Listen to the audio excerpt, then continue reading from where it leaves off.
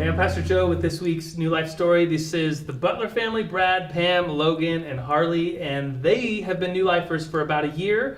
Logan's involved in DSM, Harley's involved with Base 56, and we want to hear your guys' story of how you got here, because I think it's quintessential to how lots of New Life families start coming to New Life.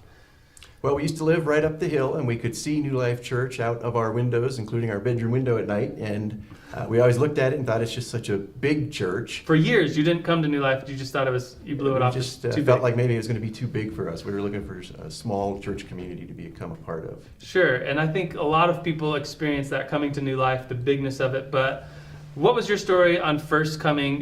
Tell me about your first Sunday. So the first Sunday that we came into the church and we saw that, yes, indeed, it was very large. It was as big as you imagined. It's a lot of people.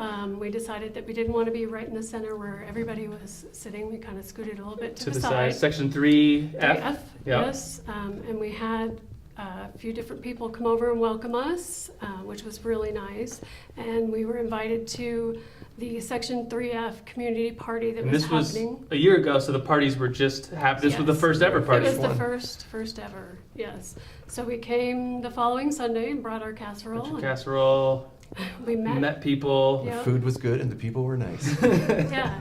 Well, I keep hearing this story around New Life Church. Families coming, getting involved with section community parties, bringing food, sharing a meal together. And Christians have been doing that since the beginning. Before Christians were even called Christians, they ate together. And there's something spiritual and real that happens when we share a meal with each other. So let's thank God for the Butlers and their story, which is so many of our stories. I'm Pastor Joe. This is this week's New Life Story. See you next week.